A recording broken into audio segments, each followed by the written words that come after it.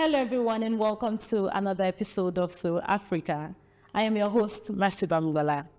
And in today's episode, we'll be discussing with Sebye Massa, a humanitarian aid worker on humanitarian aid in Africa, what to consider, misconceptions, and the role of individuals in protecting the dignity and privacy of the people they support. Hello, Emma. You're welcome to the show today. Hi, thank you for having me. I'm Sevgi Amasar, and I've been a humanitarian aid worker in Istanbul, in Türkiye, for several years now, and I'm excited to be with you today. You're welcome once again. Now, why is the image of the African child in need so common in fundraising, and what are the risks of this representation? So, as we see that, the African child in need image has been portrayed for decades in the humanitarian aid sector. So I think it's very common that NGOs use this image because it brings reaction quickly. Donors feel more emotionally invested and they're able to donate more quickly, to be honest. And this image of the African child in need or the starving child has been so ingrained deeply into society that we hear phrases like finish your food, there are children starving in Africa, or such things. So this is not just in the West, it's also in Asian countries too, like countries in Türkiye. You see that this image has been for so long portrayed, but I think the risk is that when we continue to portray Africa like this, people only see Africa as a society that is in need, that only gets aid, that is poor. I think that the risk is it makes people ignore the cultural side, the traditions, the richness, the diversity of Africa, and they only know or they only see the Africa in need. And that is a big risk because then they're undermining the rest of Africa, which there's so much to learn and so much to do and so much to see. But when you're only focusing on that aid side, it's actually dangerous for Africans themselves as us. We are being portrayed like this. So we are more likely to have a victim mindset, I would say. Just imagine you being portrayed as someone who is in need for decades. You will start to feel like that mentality as well. You will start to say, okay, maybe I am actually in need and maybe I actually need foreign help. So it's like a psychological aspect where it's detrimental for us as well and for the whole world, where they only see Africa as a whole, which is 54 different countries. All of Africa is being represented as this with the narrative of the child in need. Exactly, you did explain that very well. Now, as an humanitarian aid worker, how should humanitarian organizations protect the dignity, the privacy, and the agency of the people that they support? Oh, yes. I think that it's actually not a matter of banning photos altogether. Because as a donor, let's say if I want to give donations, I need to know where it's going. There needs to be transparency. So I think that media is important here, but it's about how people are portrayed within that media itself. So I think firstly, there should be real consent. Most NGOs, when they go, especially NGOs from the West, they go to Africa and they take photos, they take videos, and the people don't know how these videos are going to be used, where it's going to be used. So getting permission, having consent, and being transparent. Okay, we're taking these photos and we're going to use them for this reason. We're going to use them on the website maybe, or for our campaign. Letting the people know, actually, I think is the first step when doing humanitarian aid. And secondly, I would say that it's important to kind of not only show the negative sides, let's show the positive aspects. Let's show more positive media. For example, here in Türkiye, some of the NGOs, when I look at their photos, they are representing or they're presenting the good side. For example, the children laughing, the children having fun, rather than the children like begging or starving. Because the more that we show the positive side, the more we can get to a place of dignity. These are people, right? They have lives. They're gonna grow up one day, and they might even see them. We don't want to make sure that they see themselves in a degrading way online. So I think that's the main point that we have to be careful of. And there's actually a really good example from Burkina Faso. I think it's been a while since they passed some regulations, and they are restricting NGOs from taking degrading or exploiting photos while giving humanitarian aid. I think this is perfect because uh, here we see that and we are actually stepping in, right? We're not waiting for them to change. So they passed some regulations that actually prevents NGOs from exploiting the people. They said, if you're going to come and take media, you shouldn't exploit us, and you should make it look like in a way that protects our dignity and actually helps us. Absolutely. That's a great example from Burkina Faso, showing how it should be done and how the world should respond to Africa. Now, how has your Turkish Senegalese identity shaped your understanding of humanitarian work and cross-cultural representation? Yeah, I think that because I'm half Turkish and half Senegalese, it's really interesting because in Türkiye, of course, NGOs are really active in Africa and they've done some great work.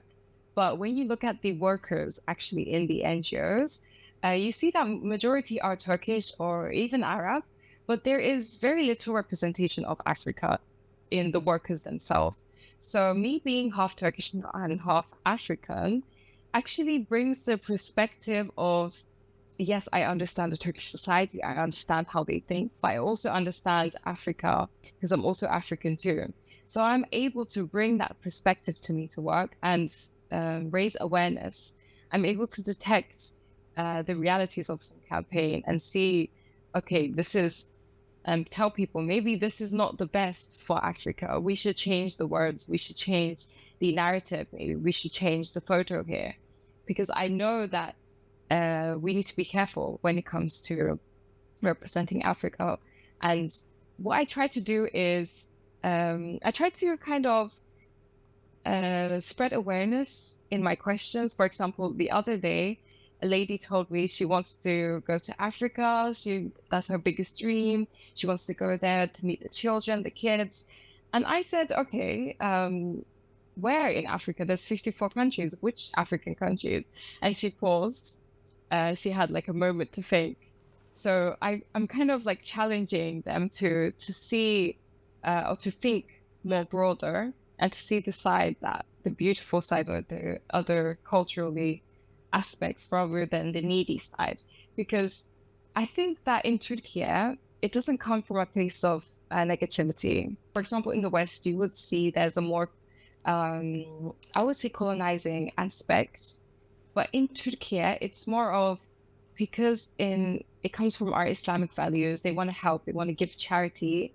But sometimes the narrative is kind of strange, where you would have people having dreams like, oh, I want to go and take photos with the children, give some aid.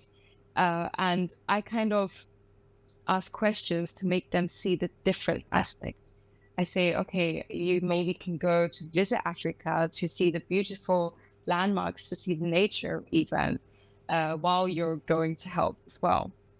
And I think that is important to do that. Definitely.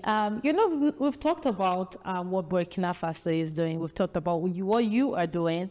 Now let's talk about professionals and communities in general. What should be our role in humanitarian projects? Rather than just receiving aid, what should be our role in humanitarian projects in general? I think that it's important that Africans are involved in the process. As I mentioned earlier, because I have an African identity, I'm able to bring value. I'm able to bring a different point point of view and perspective. I think that the more Africans are involved, the more that we will be able to represent Africa in its true nature. That's why, especially in Turkey, I am a big advocate for African students or even African professionals that live in Turkey, so expats and diaspora, to be involved in NGOs. You can volunteer even if you cannot work, of course. Just volunteer every now and then with the children, with the single mothers, maybe with the widows. Just be active there, so they see your presence and you're able to have an impact and have a say when it comes to decision making in Africa, I would say, and also in Africa as well. We need to be part of the process, not just receiving aid. We should be part of the decision making. We should have a room on the table. We should be able to evaluate and give our perspective, because we are the ones that are being effective. But in order for that, we shouldn't wait for an invitation, I would say. We need to kind of be more active in participation. Absolutely. And that leads us to our final question. What do you think is the greatest misconception many people have about humanitarian aid, especially in Africa? But for me, the biggest misconception would be humanitarian aid being temporary aid. So most people think that, okay, let's give some food or let's give some money and this will be humanitarian aid. But it goes more deeper than that. Real humanitarian aid is making sure that the communities are sustainable within themselves. So maybe teaching them skills, teaching them new careers, new jobs. So they're able to be thriving long after you have left them, long after you've given the aid and returned to your country. So I think that's the biggest misconception. We need to focus on more sustainable way of benefiting the people. How can we work with them? What are their needs? What is the actual wants? What is the reality? Because sometimes, they go in, especially water wells. Of course, it's a very good thing, but we need to kind of research the local area. Is the area suitable for water wells? Because some of these water wells dry up months after because of the climate and the condition. So we think that we're doing good, but when we go back, the water well is, they're unable to use it, for example. So it's very, very critical. It's very, very I would say a lot of details to consider. But there are some very good examples in NGOs. For example, the NGO that I work in, we partner with local NGOs in Africa. So we have some in Zambia, Sudan, even in Chad or Ghana. And we are asking them, okay, what can we do? How can we do it? And they implement it for us. So it's not just us going into Africa and then doing what we want. No, we work with the partners on the ground and local people. I think that's how it should be done, rather than just, going in on your own. Definitely. All right there, Sevgi Emasar. Thank you for sharing your knowledge with us and your time with us today. It was really a productive one. Thank you so much for having me on this topic. And I hope that more people are aware of the humanitarian aid, because it is a need. However, it's also something that we can do, we can participate all together in order to ensure that, the world is a better place. Definitely. And thank you again for joining us on the show today. Thank you so much. Now to other stories from the continent. Turkey's Minister of National Defense, Yaşar Güler, has received General Yasser Abdurrahman Hassan Elata, Chief of General Staff of the Sudanese Armed Forces, in Ankara. General Elata is visiting Turkey as the official guest of Turkey's Chief of General Staff, General Selçuk Bayraktar. Turkey's Ministry of National Defense shared details of the meeting, which brought together senior military officials from Turkey and Sudan. While no official outcome of the meeting has been released, the official visit is a significant contact between the two countries' defense authorities. Now, a new agricultural support project in Kenya's Taita Taveta County is helping local communities improve fruit and vegetable production. The project is being implemented in Wundaye by the Environmental Life Change Community Organization Network, also known as ELCON. Registered in 2020, ELCON is a local NGO working in community-based nurseries and fruit seedling production. The organization currently operates 8 nurseries in the region, and as part of the project, about 70 trainees from 7 different locations in Wundaye will receive practical training in budding and grafting techniques. The aim is not only to train these participants, but also to create a multiplier effect, as they are expected to take the knowledge back to their villages and share it with other community members. The nursery produces macadamia and avocado seedlings. During the program, development ambassadors demonstrated how macadamia nuts are grown from seeds into seedlings, as well as how grafting techniques are applied. Grafting can significantly reduce the time it takes for macadamia trees to produce fruit from about 5 years to just 19 months. It can also improve productivity and increase the tree's resilience to climatic conditions. The project also includes a 120 square meter greenhouse for protected vegetable cultivation.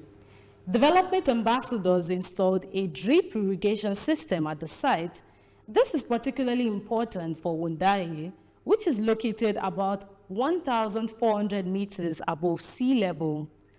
Low temperatures during the winter period and limited rainfall during the dry season can negatively affect vegetable production in the area.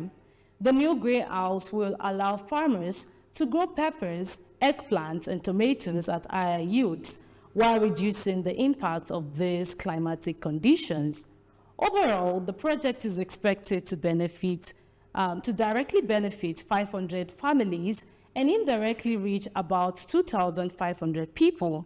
Through skills training, improved agricultural techniques, and better production facilities, the initiative aims to strengthen local food production and support livelihoods in the Taita Taveta community.